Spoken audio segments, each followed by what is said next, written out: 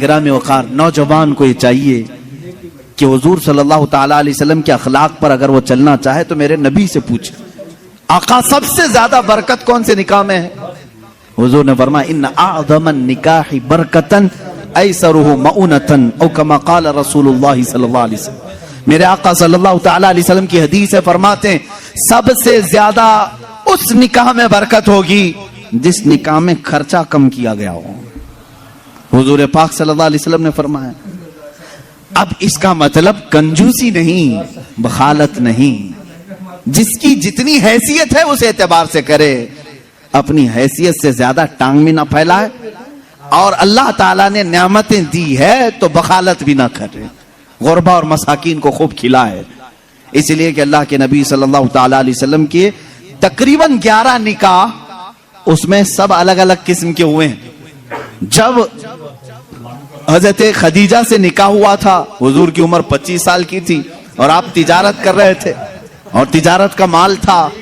آپ صلی اللہ تعالی علیہ وسلم نے جو نکاح فرمایا اس میں لوگوں کی دعوت بھی ہوئی. ایک نکاح ہوا حضرت سودا رضی اللہ تعالیٰ عنہ سے، وہ اس نکاح میں صرف کھجوریں بانٹی گئیں اور کچھ بھی نہیں.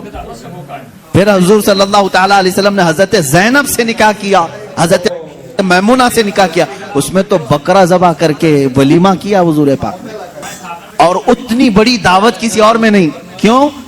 یہ میں حالات بتا رہا ہوں.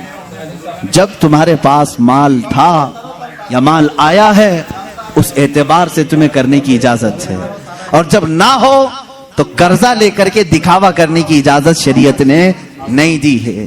شادیوں کے لیے اس طرح سے لوگ مقروض ہو جاتے ہیں. کئی لوگ ایسے ہیں جو اپنی پتہ نہیں عزیز عزیز چیزیں اٹھا کر بیچتے ہیں، نہیں صرف 4 لوگوں میں مجھے منہ دکھانا رہتا ہے، منہ دکھانا رہتا ہے، نکاح کرنا ہے بیٹی کا، نکاح کرنا ہے فلاں کا. اور آج کے معاشرے سے میں نوجوانوں سے کہوں گا، میرے سننے والے جتنے نوجوان ہیں، اگر نبی سے محبت کرتے ہو اس میلاد میں ایک عزم کر لو، ایک عہد کر لو.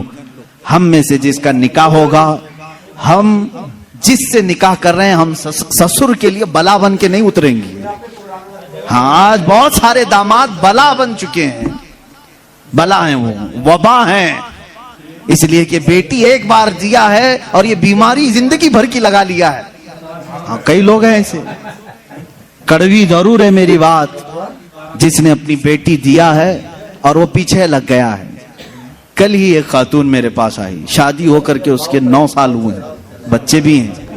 وہ روتی ہوئی آئی، کہہ رہی ہے کہ میری ماں، اس کی ماں بیوہ ہے، اس کے باپ کا انتقال ہو چکا تھا برسوں پہلے، اور برسوں پہلے میرے باپ کی جو پراپرٹی تھی خاندانی وہ میری بیوہ ماں کو ملی ہیں، وہ کچھ لاکھ روپے آ گئے ہیں. اور جیسے ہی میرے گھر میں معلوم ہوا ہے، شوہر نے مجھے باہر نکال کے گھر بھیجا ہے، جا تیری اماں کو جو پراپرٹی میں ملا ہے اس میں سے 2 لاکھ مانگ کے لکھا. معاذ اللہ ربنا، بھکاریوں سے کیوں شادی کرتے ہو؟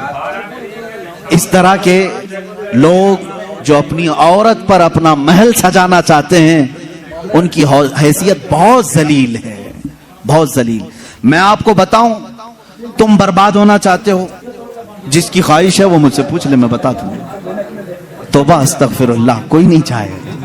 ہر کوئی برکت کا راستہ ہم سے پوچھتا ہے، لیکن یہ راستہ